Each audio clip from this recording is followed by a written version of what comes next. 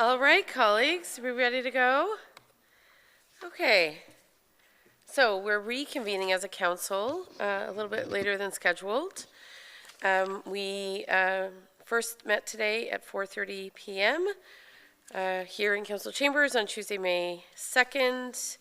We met in closed for a number of matters, and I'll ask our deputy clerk and acting clerk to report out shortly on the outcomes. But before I do that, I just wanted to bring a few things to your attention, and then we'll go to our land acknowledgements.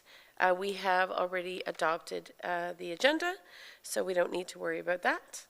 But certainly I would say quickly to council colleagues and to anyone watching that we'd like to congratulate the Kemptville Youth Musical Theatre Company for a very successful production of Matilda. Over 3,000 people attended, 6 sold-out shows over the past 2 weekends, so an amazing effort.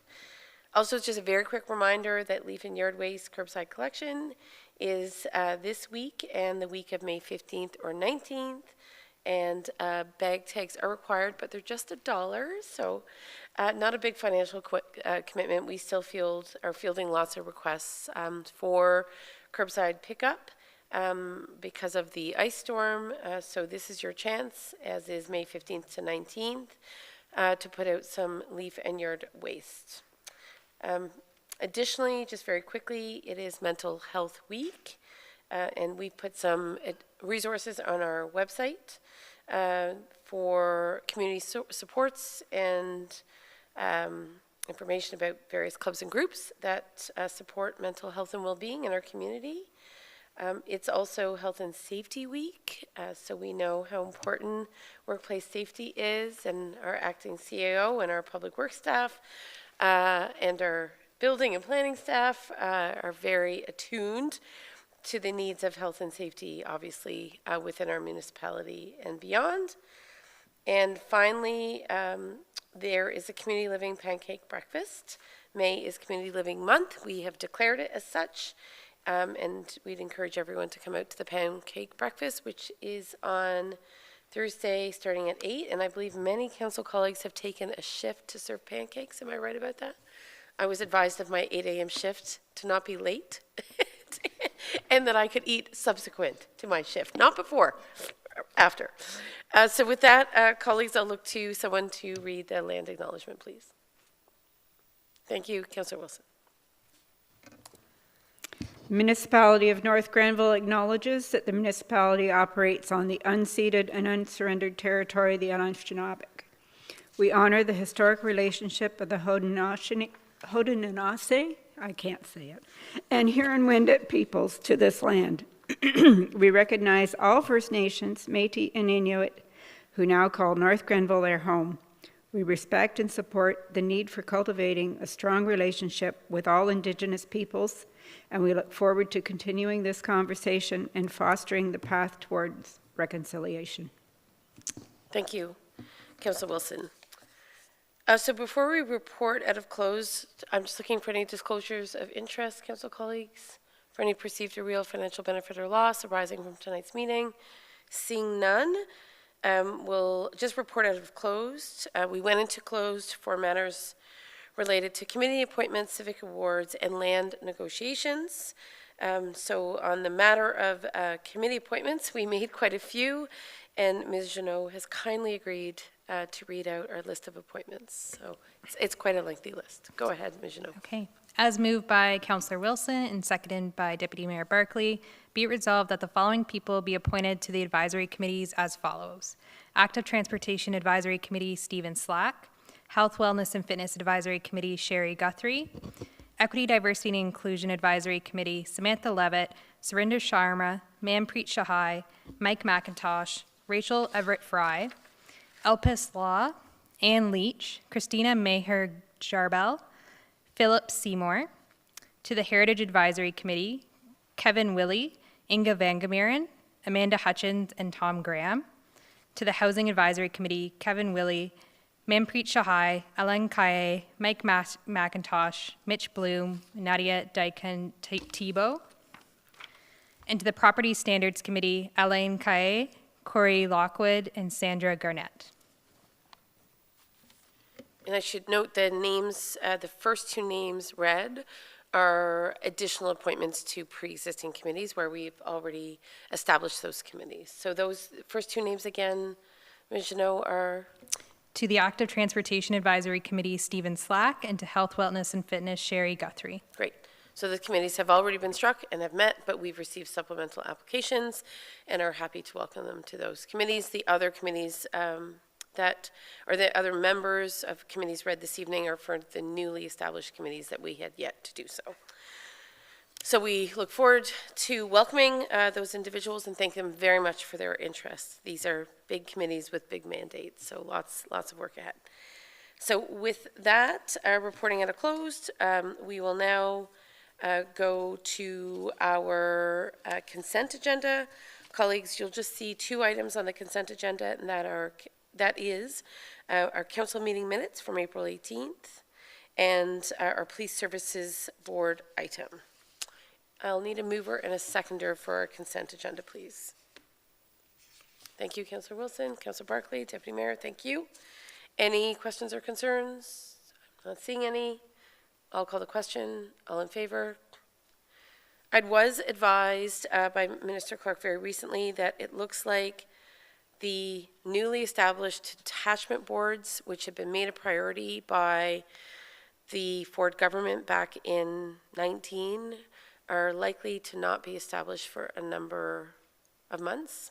So we had hoped to see the appointments to detachment boards and the establishment of those detachment boards well before now, but it hasn't happened. So we are currently meeting as a very small board of 3, as a Police Services Board that Deputy Mayor Barclay chairs.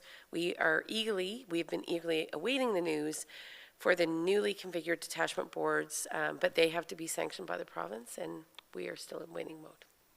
So there it is. With that in mind, I believe that we are going to our acting CAO for the appointment of municipal officers. Is that correct, Ms. Dunlop? That is correct, Your Worship. So the first report this evening from the Office of the CAO is an administrative report in nature. With the recent vacancy of the clerk's position, we need to temporarily fill the required municipal officer appointment. Hilary Janot will temporarily be appointed clerk while we recruit for the replacement. And that completes my report. Okay, so we'll need a mover and a seconder for this appointment. Thank you, Deputy Mayor Barclay. Councillor Wilson. I will call the question unless there are concerns. Councillor Wilson. I will call the question. All in favor, please? Good. Thank you. Thank you, Ms. Janot, for your additional service. We'll move to finance. I understand Mr. Ogarende has a new baby at home. Is that right? Yes. So unfortunate that we didn't have a chance to congratulate him yet, but I'm glad that all is well. And I'll look to you, Ms. Dunlop, for that motion. Thank you, Your Worship. Yes, Femi and his wife have welcomed a new son into their family, so he has taken a couple weeks off. So I will present the CFO's report this evening. So next slide. The municipal tax rate was set during the budget process earlier in 2023. The purpose of this report is to set the final rate increase at 3.87 and provide for the collection dates beyond the 50% of the 2022 value, which was due March 31st. The split balance is due on June 30th and September 29th. Next slide.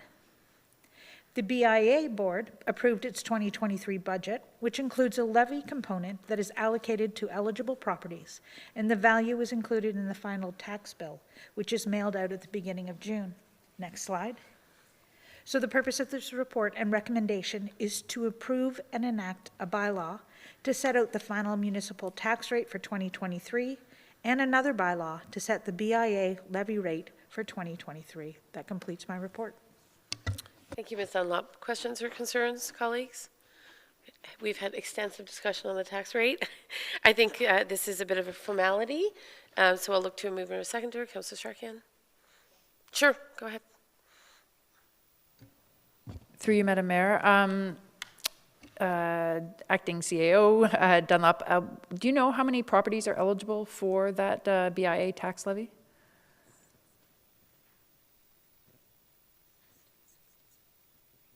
It does not indicate within the report that I can quickly scan for that information, but I can get that number and get back to council. Thank you. Any other questions? I'll look to it. A mover and a seconder then. Mover, please. Thank you, Councillor Strachan. Deputy Mayor, thank you. Seeing no hands, I'll call the question. All in favor, please. Good. Thank you. Under corporate services, Michelle, is there anything you'd like to bring to the table? Through your worship, only one quick update. We have launched our Communities in Bloom initiative. So the municipality did put some information out about that on the website as well as on our social media. So if anyone is interested and is a gardener, we'd love to have your help. And is there a deadline for Communities in Bloom? How does it work again? So we will have judges visiting the area, likely in June, early July. So we'll be preparing a community profile book before then. Okay, good stuff. I don't think we have Ms. Martin with us this evening. Is that right, Ms. Dunlop?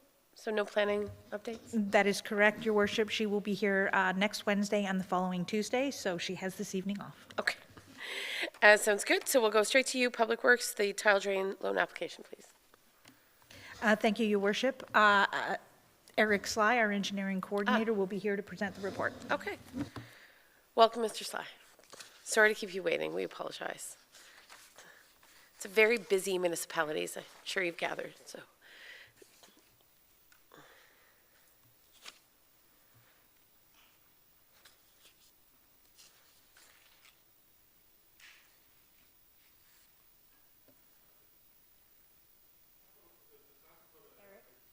Oh, we just need you to turn on your mic, please, or you're not audible. There you go. Sorry. And just, you gotta lean in. Okay. The staff report that I have for your consideration is for an agricultural drain loan application with the recommendations that Council A, approve and enact bylaw 5023 for the tile drain loan for part of Lot 12, Concession 8 of the former township of Oxnard Rideau for the amount of $36,200, subject to the availability of funding from the province. Secondly, authorize the mayor, clerk, director of finance, and tile drainage inspector to sign the application. And thirdly, approve the municipal tile drain inspector to execute all documents necessary to facilitate the loan with the Ministry of Agriculture, Food, and Rural Affairs. As the municipality has an active borrowing bylaw pursuant to the Tile Drainage Act, the available provincial funds are considered a flow-through and are administered by the municipality with no taxation burden on municipal landowners. This concludes my report unless there's any questions. Thank you. Excellent, thank you. I think we've seen this before, council colleagues. Any questions in regards to this particular loan? Any further comment, Ms. Dunlop? Okay, I'll look for a mover and a seconder, please. Councilor Wilson, thank you. I can see your hand. That's about all that I can see your hand. Thank you. And Deputy Mayor Barclay, thank you. We've moved and seconded the motion as presented by Mr. Sly. Any questions or concerns? Nope. Okay, I'll call the vote. All in favor, please. Thank you. And I'm assuming, Mr. Sly, that subject to the availability of funding from the province, we assume that funds are available. Is that a safe assumption? Yes, that is correct. Okay, awesome. Thank you. Thanks for being here. Next, we'll move on to the Country Walk subdivision assumption. Thank you, Your Worship. We have Brandon Shipman, engineering technologist, who will actually present the next two reports. Perfect. Thank you. Welcome, Brandon.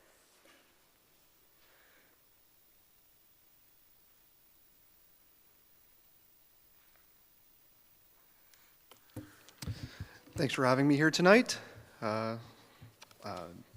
This report recommends that Council pass bylaw 5123 to assume the infrastructure in the Country Walk subdivision into the municipal roadway network and asset management plan.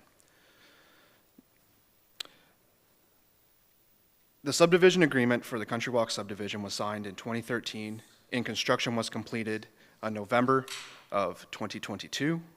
The subdivision connects Oxford Street West, Alma Street, and George Street in the town of Kemptville. Next slide, please. The subdivision agreement states that all infrastructure must be constructed to municipal standards. This includes sanitary and storm management systems, roadway networks, streetlights, and all utilities. The subdivision agreement indicates that all outstanding deficiencies must be corrected before final acceptance into the municipal roadway network and asset management plan. Next slide, please. In conclusion, the developer of the Country Walk subdivision has satisfied the requirements of the subdivision agreement, which allows the municipality to assume the infrastructure of the Country Walk subdivision into the municipal roadway network and asset management plan. That concludes my report, and I welcome any questions. Councillor Barclay? Thank you, through you, Madam Mayor, to Mr. Shipman. In your report, there's the phrase, in order to focus on future development, the recommendation is to go forward with this in order so that the developer can go forward with future, further development of that site or another site? The intention of that statement was so that staff could focus on other development and allow also the developer to continue with their future development and the release of securities that are associated with final acceptance. Oh, I see. So in order to move forward with other development in the community, they need to release those funds, the surety funds? Yeah. Okay, that makes sense. Thanks. I have a question on the stormwater pond, or there is a stormwater area within Country Rock. Am I correct? Yes, about that? correct. Okay. So I know in the past we had fielded questions about the maintenance of the stormwater pond, the status of the stormwater pond, some concerns about the aesthetic of the stormwater pond, and I just wonder if you could address those in the context of the subdivision assumption. Who owns the stormwater pond at this stage? At this stage, before it is assumed by the municipality, it is the responsibility of the developer to maintain the stormwater systems within the subdivision, which include the stormwater pond. And if we assume the subdivision this evening, then is that stormwater pond ours? Yes, that is correct. Okay. And is there a maintenance schedule for the stormwater pond? I believe there is. It would be in the subdivision agreement and in other documents related to the subdivision. If I may, Madam Mayor? Yeah.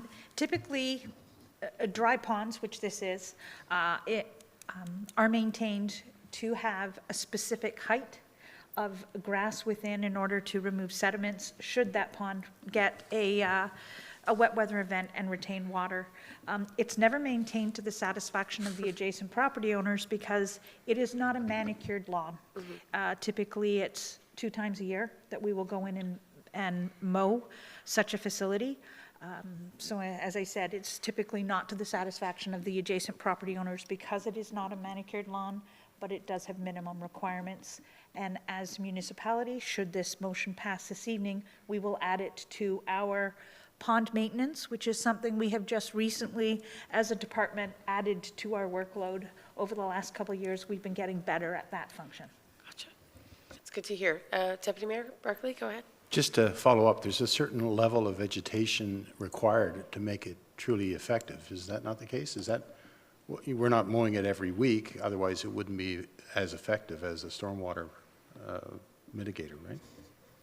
Through you, Your Worship, that's absolutely correct. You need a minimum level of grass because you want the sediments to be able to attach to those blades rather than flushing down. So it's the total suspended solids have a time to sit in, to be caught by the grass and thrown down into the earth itself. But you know, that can be 3 inches, 4 inches, 6 inches. When we get there, we're typically above that elevation, but we don't take it below the requirements in accordance with the ECAs of the past. Okay.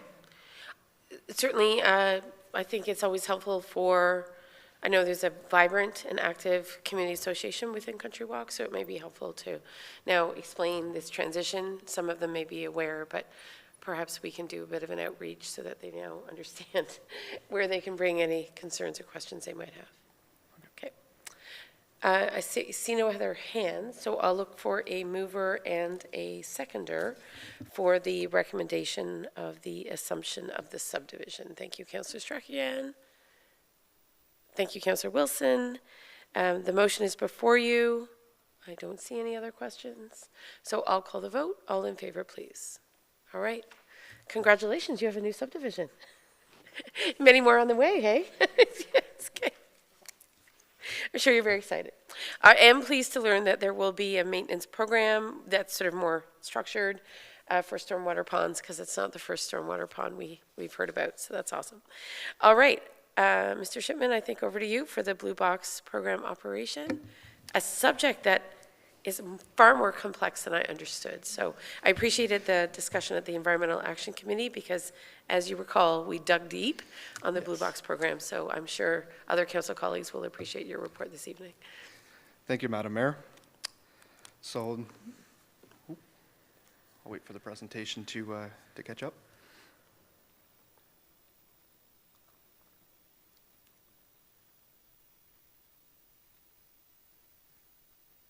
Okay, see, perfect.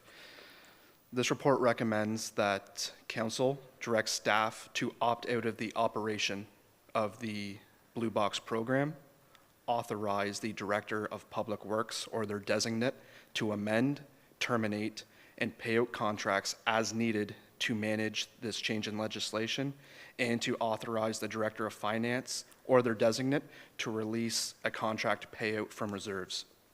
Next slide, please. In 2016, legislation was passed to make producers responsible for the materials that they put into our economy. The producers are represented by producer responsibility organizations. I'll refer to them as pros from here on out. The pro that has the majority control over the Blue Box program in Ontario is known as Circular Materials Ontario. I'll refer to them as CMO. North Grenville is currently responsible for collecting Blue Box materials at curbside and at its depot located at 699 Crozier Road. The municipality is also responsible for educating its residents about the program and its use. During a council meeting on June 7th, 2022, I presented a report on the waste management program. This report contained an update on the status of North Grenville's waste programs as a whole and provided an extensive breakdown of this new legislation that we are going to be coming into. Staff have been working with CMO to provide information on North Grenville's current Blue Box program and populate their Master Services Agreement, or MSA, and Statements of Work, SOWs. For North Grenville, there is one MSA and 3 SOWs. The SOWs cover residential facility and public space collection, depot collection, and promotion and education, P&E. Staff have not received copies of the MSA or SOWs that contain the correct information at this time, but the content of each of these documents can be determined from what has been received. Next slide, please. So I'm going to go through the 2 options that North Grenville has in terms of opt-in, opt-out. I will start with the opt-in. So if North Grenville opts into these contracts, the municipality would need to confirm that it meets the insurance requirements of these contracts. The contracts have been sent to the municipal insurer, but we have not yet received confirmation whether the municipality has the required insurance to meet these contracts. There also need to be a legal review of the contracts completed, which could cause a delay in Blue Box service because the amount of time needed to complete that legal work is unknown at this time. These contracts contain much more stringent reporting requirements and also make the municipality responsible for providing its residents with collection containers. At this time, it is not known if we have the municipal resources to complete these portions of the contract. There's also a very low 4% contamination rate associated with these contracts, which North Grenville has not hit historically. The wording in the contract leaves the municipality responsible to implement recommendations from CMO if its efforts to reduce contamination aren't effective. This could result in unknown costs. The material delivery location is also not specified, which may result in the collection vehicle not being able to offload both Blue Box and organic materials in one day as they are co-collected within the municipality. This could add additional costs. North Grenville would be responsible for the promotion and education of the Blue Box program if we were to opt in. Residential service levels would remain the same as per the regulations. Non-eligible sources or businesses, I'll refer to them primarily as businesses as requested by Mr. Barkley, Deputy Mayor. These sources would have a way to dispose of their items until December 31st, 2025, at the expense of the municipality as there would be a payment reduction imposed by the contract. Starting in 2026, they would need to determine an alternative collection method. Collection of Blue Box materials at the Oxford Mills Transfer Station would continue. With the contracts that have been presented, we are unable to determine the exact cost to execute. Therefore, we are unable to determine if the cost proposed by CMO would be enough to cover our costs. So now to the opt-out. If North Grenville opts out of providing Blue Box service, there would not need to be any further investigation into our insurance needs, as we would not need to change any of our insurance policies. We would not need to go to a legal review, and it would allow CMO to move on to dealing directly with the collection contractors. Residential service would remain the same, and the municipality would not be responsible for providing collection containers to its residents. Businesses would need to determine an alternative collection method. This report contains an option that had an estimated cost of about $135,000 for a milk run style collection from our contractor. This was a very high cost to service approximately 65 locations. However, since the writing of this report in consultation with Emterra, our collector, they have become aware that they will be able to, if they are the successful contractor with CMO, be able to commingle both residential and business materials. They provided a cost to us to service our businesses of $2.57 per business per week, which is approximately $8,000 a year. North Grenville would not offer Blue Box collection at the Oxford Mills Transfer Station. However, it is likely that we could be approached for the use of our facilities as we contain the necessary licensing to collect the material.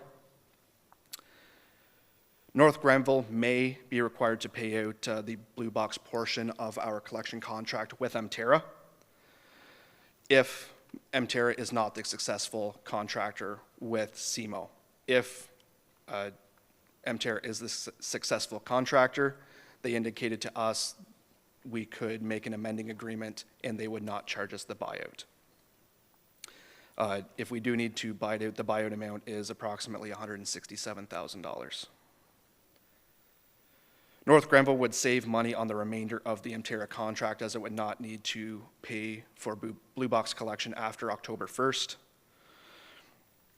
It should also be noted that regardless of whether North Grenville opt in or out of the Blue Box program, it would no longer receive the marketing revenue from the processing of the materials or have to pay the processing fees associated with that.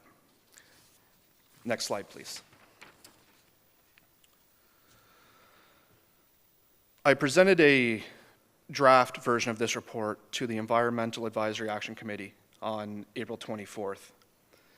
The committee agreed that North Grenville should continue to service businesses and public spaces as the legislation was deficient. It was said that it could be done through additional contracts to provide these services when North Grenville opts out. Next slide, please. In conclusion, to reduce municipal risk, North Grenville should opt out of providing Blue Box collection and allow CMO to execute its contracts directly with the contractors. There are approximately 65 businesses within North Grenville that currently participate in North Grenville's Blue Box program that are considered non-eligible. The residential service level is provincially regulated, and CMO is responsible to provide the same level of collection to its residents until December 31st, 2025. The presentation does say December 31st, 2026, but that was a typo, I'm sorry. The Blue Box collection rate has stagnated under municipal responsibility due to funding restrictions. The producers should be entirely responsible to collect the materials, and the best way to do this is for them to manage their own contracts under this legislation from the provincial government. Municipalities should not have to invest further into this program to ensure its success. And with the contracts that have been presented, it cannot be determined if there would be sufficient funds to cover the cost to execute this collection. Therefore, North Granville should opt out of the operation of the Blue Box program and ensure that all of the costs of this program are paid for by the producers and not the taxpayers of North Granville. Thank you.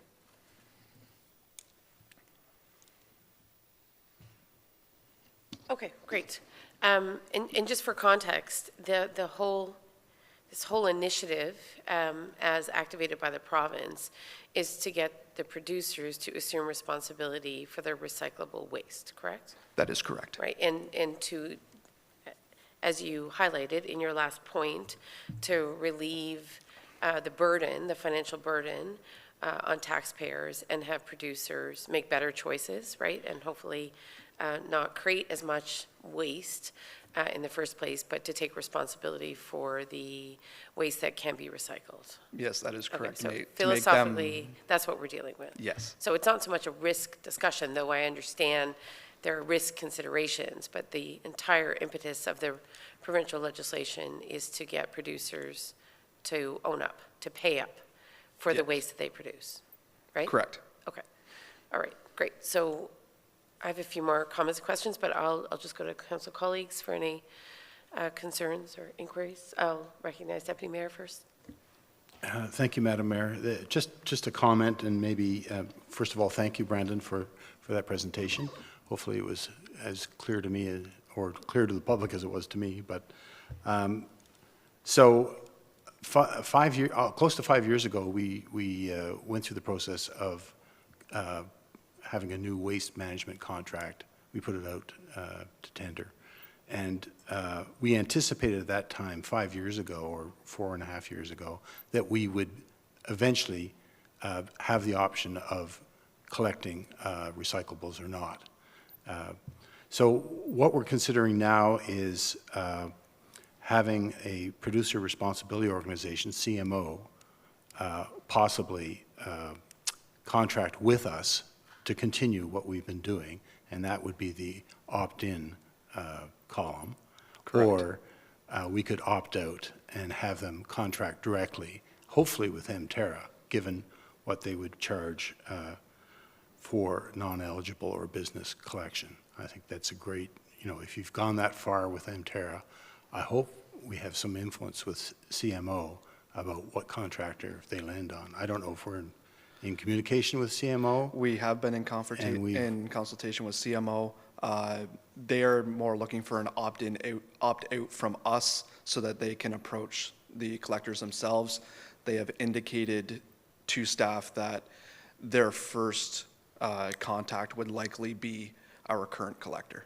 Right, so they're pretty, it seems likely that they would, if we opt out, that CMO would continue to contract with Mterra to do what they've been doing for us for the last 3-4 years.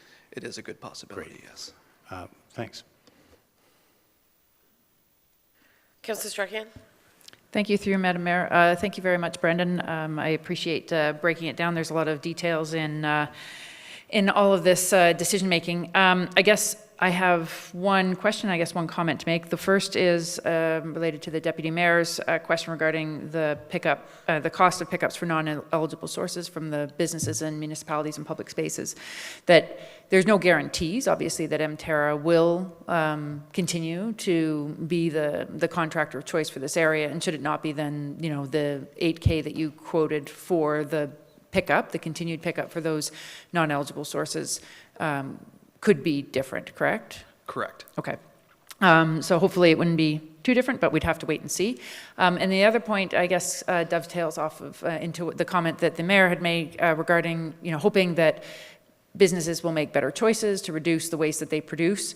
I think the jury's still out as to whether or not that will be the case, or whether it won't be taxpayer money that'll be paying for Blue Box, but that taxpayers may be paying via the products that they choose to purchase, and that manufacturers could put that responsibility onto consumers themselves, right, by increasing the cost of their products. So I know that's not a question for you, that's not for you to decide or weigh in on, but I'm just throwing that out there. That is still a possibility, and we'll have to wait and see as to how this plays out.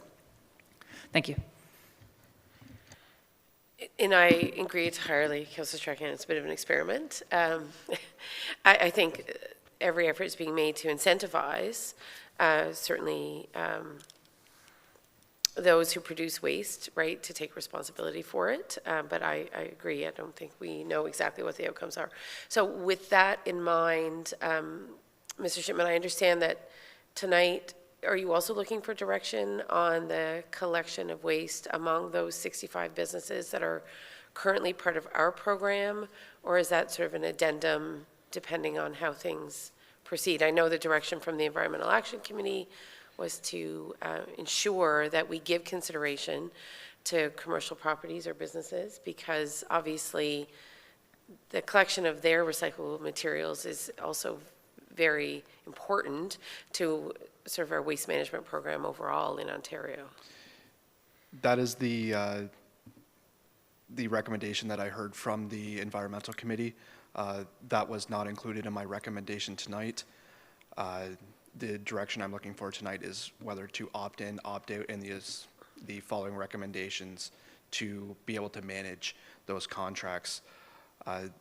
The business collection could be dealt with as those contracts are negotiated, whether it be termination, buyout, and see what options come up for our businesses, realizing that we do have a short time frame to work with here, but CMO is very eager to get the residential collection in place, which would then allow us to remain in contact with them.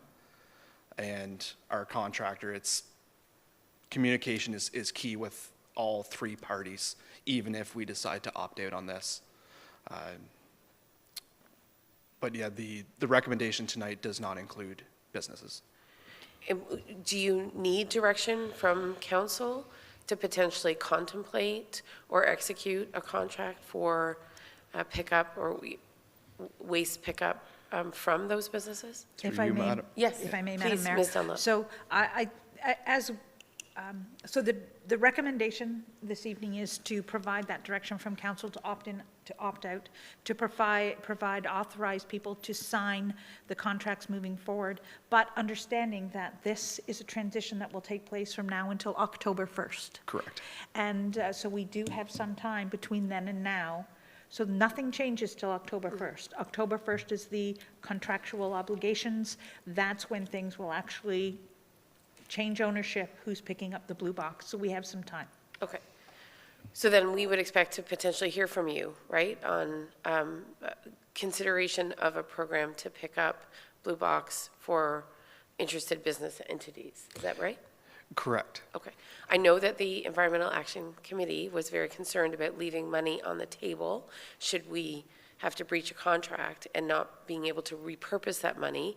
I understand that the provincial legislation mandates or is only focused on residential collection, right? So business collection is off the table. It's Correct. not part of what is typically done moving into the future. And I understand that our municipality sort of went above and beyond to service a number of businesses. Is that correctly stated? That is correct. Okay. So the last thing we would want is that we lose pickup of recyclable materials from businesses that have a commitment to recycling. Yes, that is correct. Okay. Okay, so then, Councillor Strachan, go ahead. Through you, Madam Mayor, Mr. Shipman, I'm assuming that it's not possible to enter into the contract until CMO has made their decision as to who they're partnering with, correct? That is correct. The options that I've presented outside of the milk run style collection are completely contract dependent outside of the municipality. Okay, perhaps then the direction that we could consider is to ask that staff continue to ensure that collection from businesses is maintained, irrespective of which contract is let, like to continue that conversation, whether it's through somebody else other than Mterra, for example? Yeah. Would that direction That be helpful? direction would be helpful, yes. Okay. Could we include something Yeah, like that? Sure. Okay, thank you. Did you capture that, Ms. Chanel, in terms of the actual language? I If- thought it was, If I may, Madam Mayor, to direct staff to continue to look for those options and to report back, because at 8,000 a year, it's one thing. If it's 800,000, it's something else. So we will make Continue sure we to keep investigate. that communication with council and look for final direction at a later date. Sure. But we will continue down that path. okay. So you can insert the words explore, Ms. Chanel, with a report back to council, certainly before October 1 would be our hope. And it sounds to me, Mr. Shipman, that hopefully there's continuity, right, of service provision with the contractor who's been engaged in North Granville for a number of years, but not our decision. Is that? That right? is correct. Okay. Okay. Complicated indeed. All right. So I think we have some amended direction, or I should say additional direction, apart from the recommendations before you, council. Maybe you could just flip back to the direction slide, the recommendations. Nope, keep going. There you go. So I won't read them again. They're here before you. And that additional recommendation, would you mind just reading it again? To direct staff to investigate options for continuing business pickup and report back to council ahead of contracting. Okay, good. All right, so I'll look for a mover and a second to the amendment then, please. Councillor Barkley, Councillor Strachan, thank you. And any final questions or inquiries? Seeing none, I'll call the vote. All in favor? Good. Thank you very much. I appreciate all your work on this, Mr. Shipman. You're very welcome. Good luck. Good luck. All right. Cost, municipal drain maintenance cost recovery. Oh, Mr. Sly, you're back. I wondered why you were still here, but now I know. Okay. I was like, I think he's off now. Yeah. We should have clustered your drain files. All right.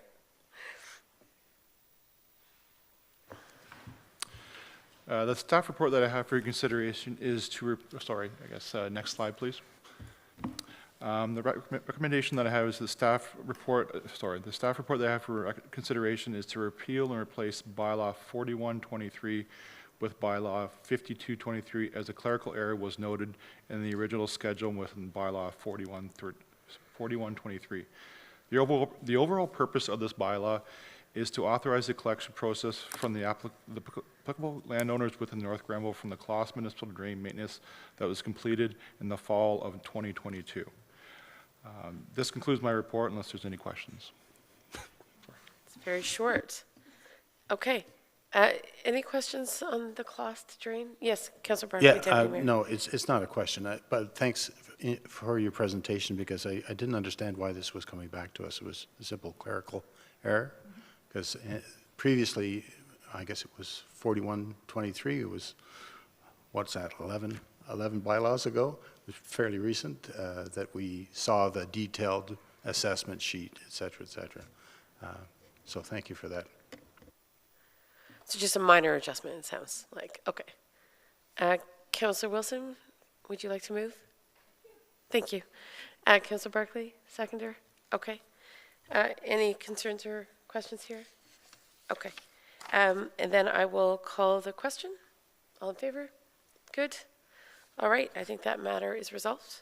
Thank you for being here, Mr. Sly. All right. We're going to move to Parks, Rec, and Culture. I see that Mr. Guy is here this evening. Anything you want to share, Mr. Guy?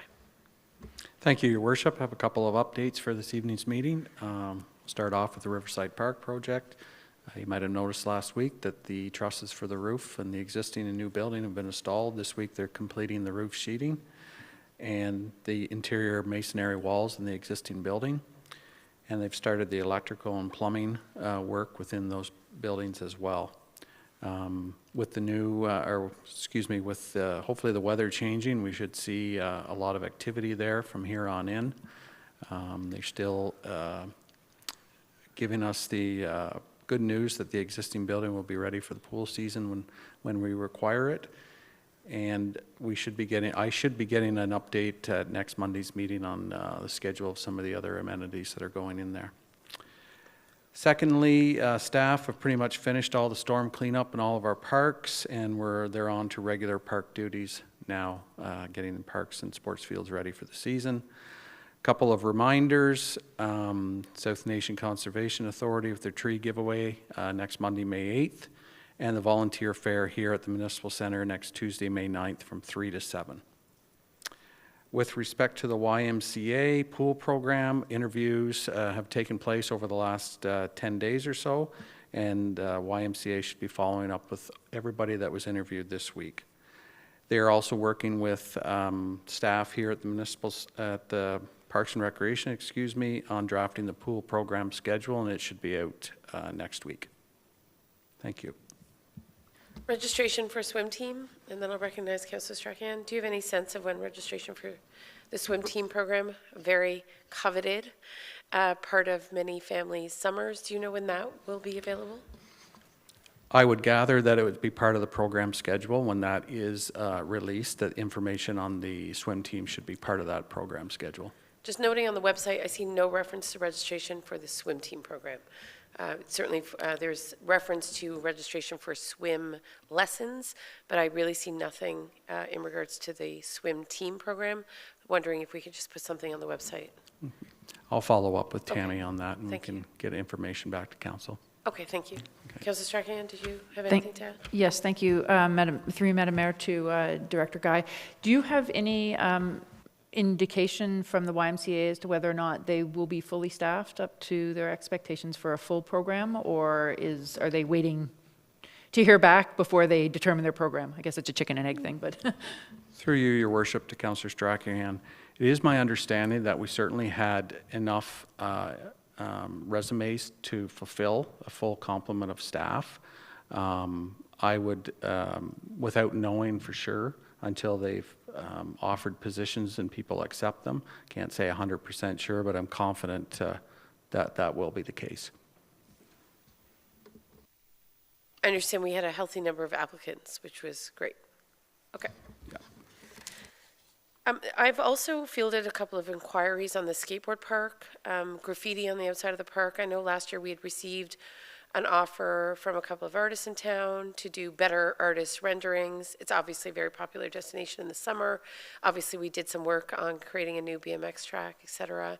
Do you have any sense of how we might be able to support some aesthetic upgrades to the skate park?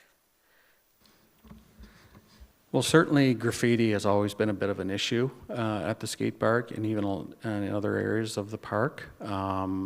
Certainly if there's youth that are interested or people interested in doing something that's more pleasing, the Parks Recreation Department would certainly be open to speaking to those people. Okay. So I would suggest to send them my way, and then I can take it forward from there. Okay, great. I think the issue was not to remove all artists' renderings, if you will, but to sort of update it and make it a little less chaotic than maybe it appears right now, but it would require a bit of resources to remove the existing graffiti and sort of put in something with the direction of a couple of local artists that would be very visually pleasing and youthful, so not to remove sort of all art from the skateboard park, but to really update it, given we've made other investments in the park. So we can certainly speak to them. Okay, great, thank you. Okay, and, thank you. Councillor Barclay, go ahead. Thank you, Madam Mayor. Through you to Director Guy. In the revitalization of Riverside Park, was there any consideration to providing more electrical outlets? I noticed that a lot of the events that are happening, there's one source of electricity, and they have to run a lot of extension cords. And if not, can that be a consideration? Through you, Your Worship, to Councillor Barclay. We have power at the main baseball diamond. We also have power at the tennis courts. As part of the new build, there will be extra exterior electrical outlets. That will still require, running of some extension cords. As part of this upgrade, we haven't looked at putting any new services, standalone services in the park beyond what's already there and what we're required for the new building. There will be an increase in outlets that people could access. Great, thanks. And forgive me, Mr. Grant, I know it's not part of the agenda this evening, but the other thing that's come up in regards to the skate park is almost every other part of the park is lit but the skateboard park. So tennis courts have lighting, baseball diamonds, right, have lighting, if I'm not mistaken. So really, the skateboard park, which is a very popular destination among many youth of a variety of ages, is not lit. So I know we talked about this last fall, and I'm just wondering where that sits, or in terms of potential priorities, or what, if we wanted to go down that road or apply for a grant, what your thinking would be at this stage. I recognize that that park is used well into the fall. Again, we don't have a lot of indoor destinations for youth, sort of more informal spaces. So just curious to know what would be involved. Thank you for the question, Your Worship.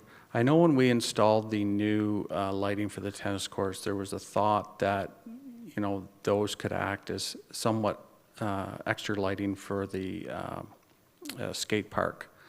I'm not sure that we achieved that when we installed those lights.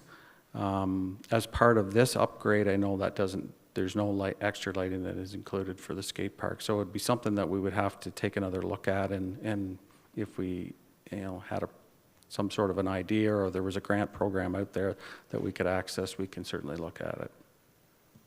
From a safety perspective, right, for youth, it seems prudent that we give consideration to some sort of lighting.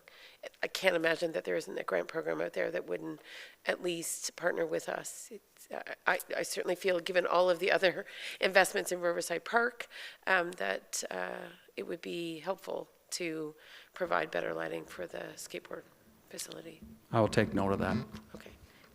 Are we able to welcome back our grants writer, Ms. Dunlop, or is that still unofficial information? Absolutely, Your Worship. So we will welcome back Susan Smith as our grant writer, who will return to North Grenville as of May the 15th. Excellent. I know she was very committed and productive and went off to do some other work, but we're glad to have her back. So we can give her a first project, Mr. Guy, if you're looking for one. Okay, great, thank you. So I know Emergency and Protective Services isn't here this evening, so we'll move on. We've dealt with our Police Services Board matters. So colleagues, I'll just look for any other business this evening. I don't think there really is at this stage. Ms. Dunlop, thank you.